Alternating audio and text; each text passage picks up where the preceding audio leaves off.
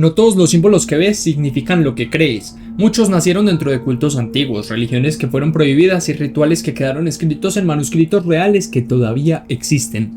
Algunos se usaban en ceremonias cerradas, otros marcaban rangos de poder y varios fueron ocultados durante siglos porque no convenía que la gente entendiera lo que realmente representaban. Y lo más interesante es que todavía hoy seguimos viendo esos símbolos, pero casi nadie conoce su significado real. Así que quédate porque el último símbolo es uno de los más malinterpretados y también más aterradores.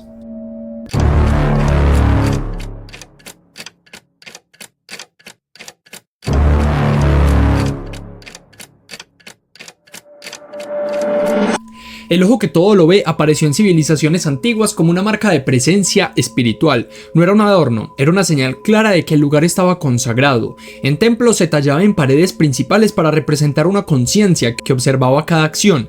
Se usaba en rituales donde las personas se colocaban enfrente a este símbolo para hacer votos, promesas y compromisos que supuestamente no podían romperse.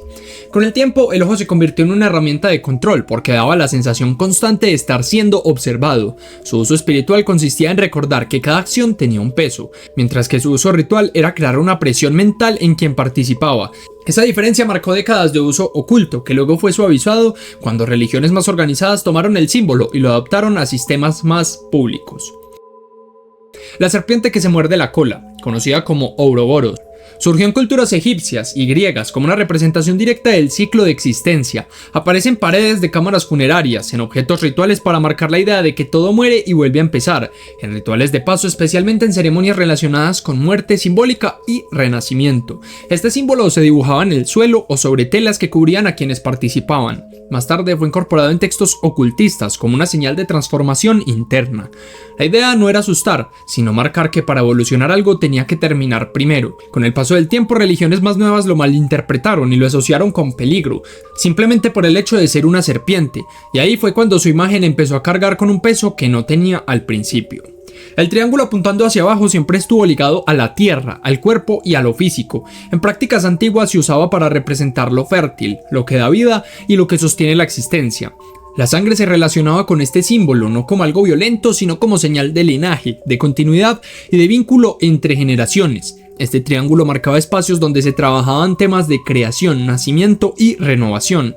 La diferencia con el triángulo hacia arriba era funcional. Uno representaba impulso y expansión, el otro acogida y construcción. Con los siglos, el triángulo hacia abajo empezó a usarse para señalar lugares restringidos, rituales cerrados y salas donde no cualquiera podía entrar.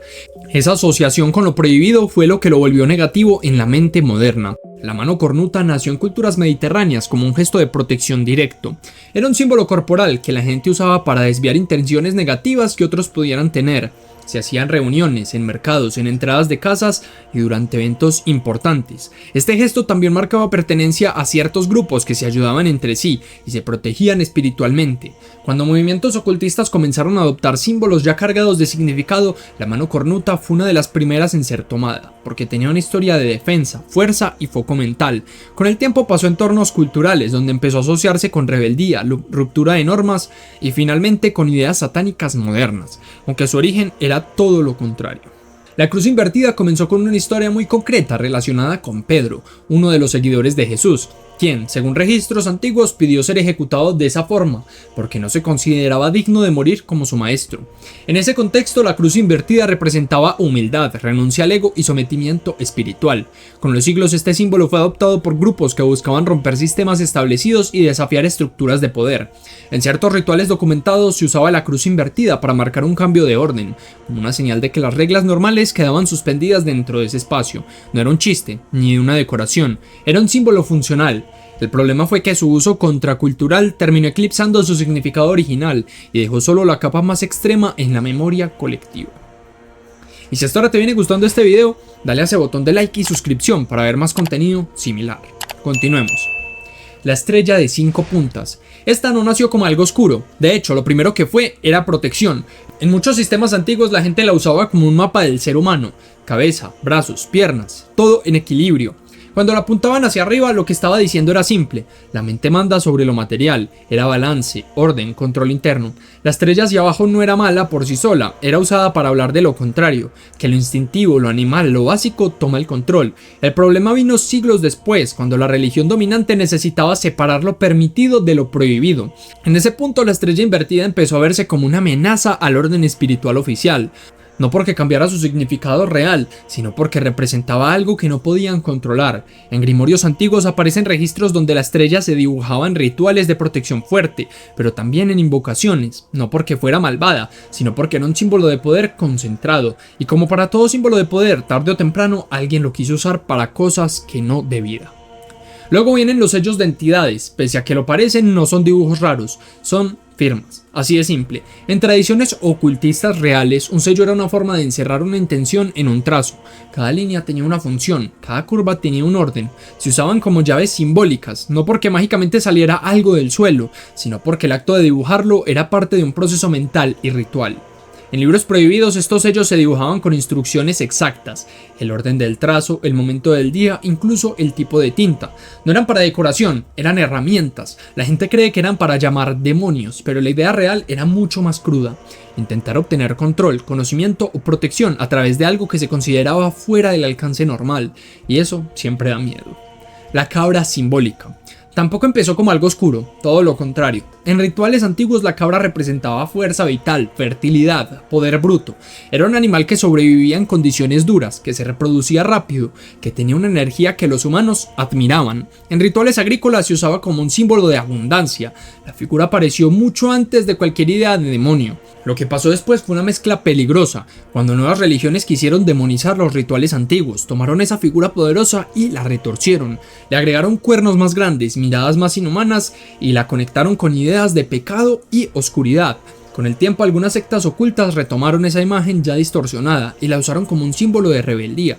Ahí es cuando la cabra deja de ser solo vida y empieza a cargarse de tensión simbólica. Y ahora entramos en un símbolo que casi nadie entiende de verdad: el símbolo de Leviatán.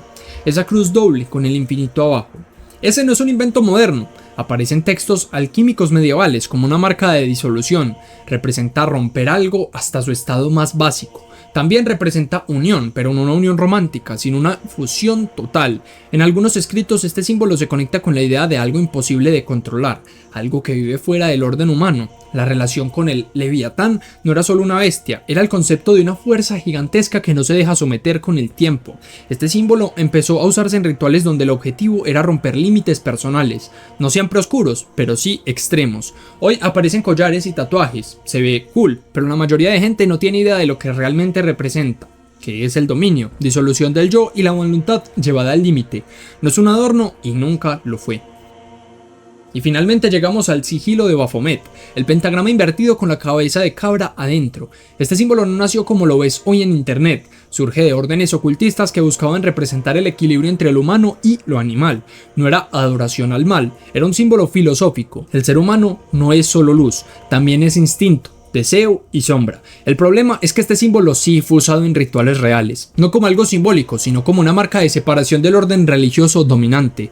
Por eso fue prohibido, por eso se escondió. Hubo épocas donde poseerlo significaba castigos reales, como la prisión o la muerte. Con los años, cuando dejó de perseguirse, volvió a salir, pero deformado. Pasó de ser secreto a ser una mercancía, camisetas, collares, stickers, y la gente lo usa sin entender que lo que tienen colgado no es solo una imagen, es una historia de persecución, rituales, clandestinidad y ruptura con lo establecido. Y lo más pesado de todo es que todavía hay grupos que lo usan con su significado ritual original y no el de internet.